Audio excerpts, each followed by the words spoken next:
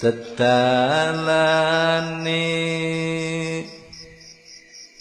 kuno lawan mukti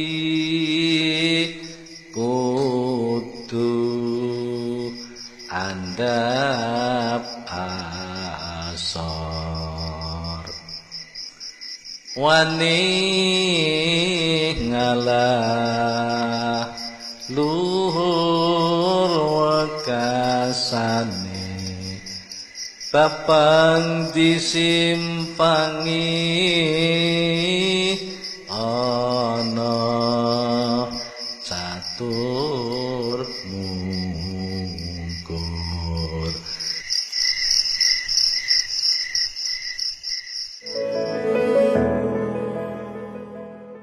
Kita semua tahu bahwa peran ulama dan santri dalam mewujudkan kemerdekaan Indonesia mempunyai andil yang sangat besar.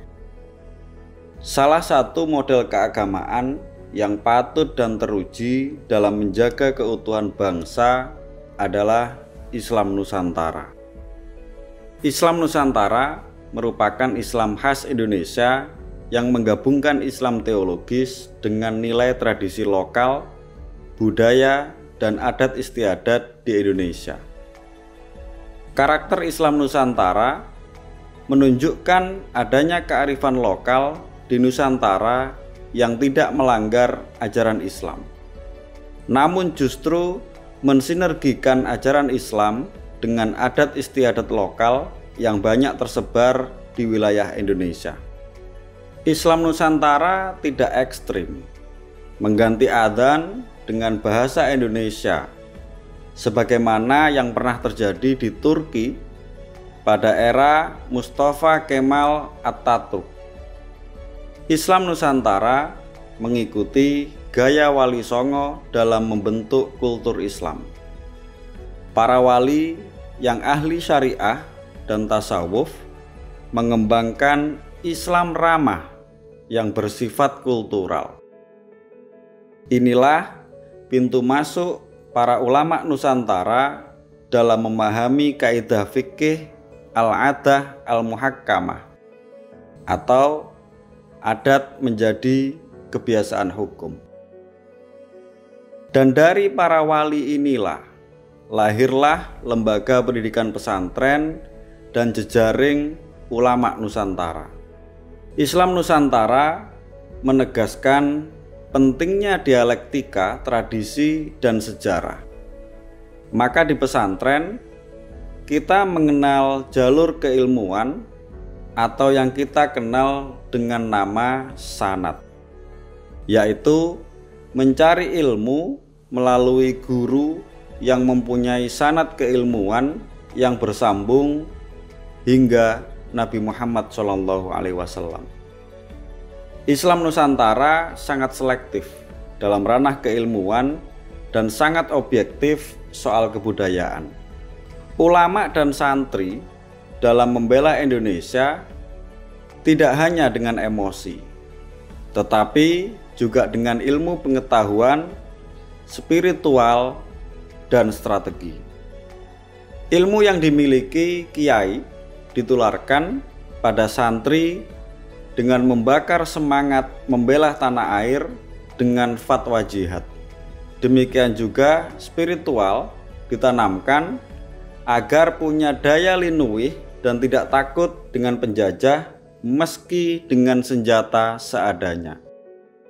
Sedangkan strategi diatur sebagaimana ketika Rasulullah menghadang musuh-musuhnya. Seperti pengalaman yang dimiliki oleh Pangeran Diponegoro dalam menghadang musuh bangsa diteruskan oleh para pengawal setianya dari kalangan santri. Sejumlah nama seperti Kiai Abdus Salam Jombang, Kiai Umar Semarang, Kiai Abdul Rauf Magelang, Kiai Muntaha Wonosobo, Kiai Yusuf Purwakarta, Kiai Mutaat Cirebon, Kiai Hasan Besari Tegalsari Ponorogo bersama muridnya Kiai Abdul Manan Pacitan Mereka adalah sisa-sisa pasukan perang Diponegoro yang menjadi jejaring ulama Nusantara, baik lokal maupun internasional. Dua tokoh syarikat Islam yang kita kenal yang berdiri tahun 1912 bernama Haji Samanhudi adalah santri pesantren Buntet Cirebon, dan Haji Umar Said Cokro Aminoto adalah keturunan Kiai Hasan Besari, Tegalsari, Ponorogo. Tidak ada yang instan dan mudah dari usaha kemerdekaan bangsa Indonesia ini. Setelah Perang Diponegoro, masih ada sekitar 130 pertempuran yang juga melibatkan kalangan pesantren demi bangsa Indonesia.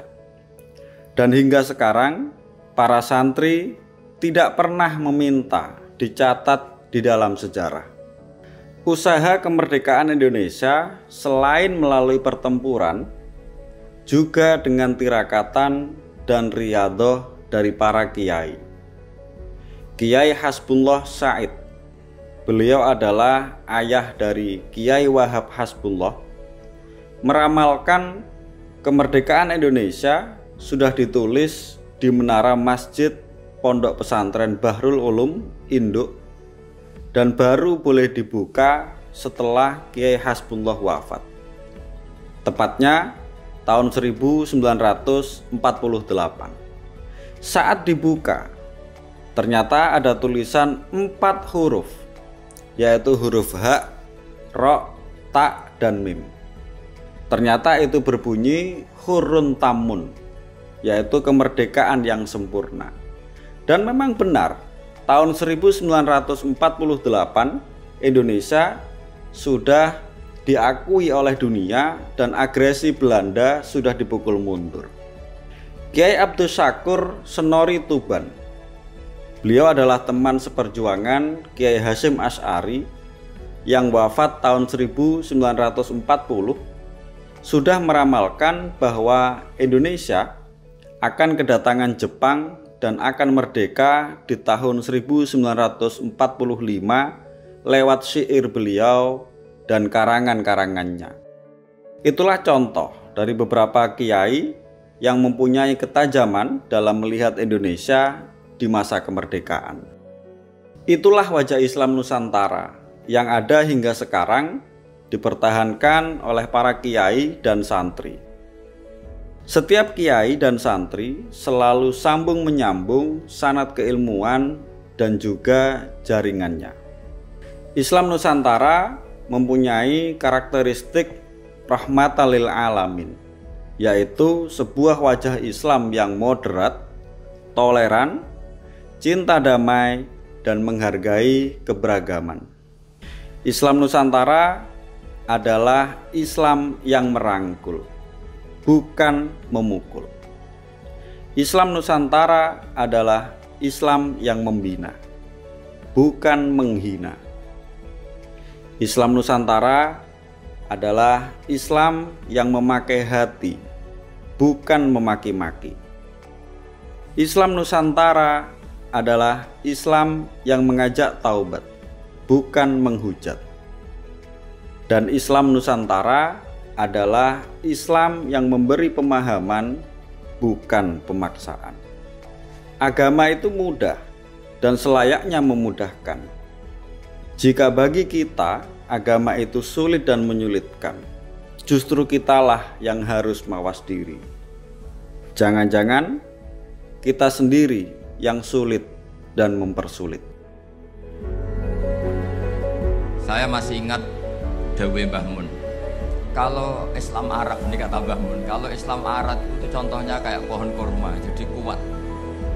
Dan wajah tasbihnya itu di daunnya tidak jatuh. Tapi kalau Islam Indonesia, kata Mbah Mun, itu kayak padi, jadi ya agak doyong-doyong sedikit.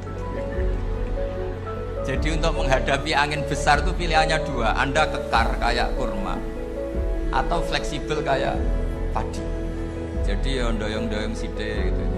Ada koruptor sowan, salam templeknya ya diterima gitu.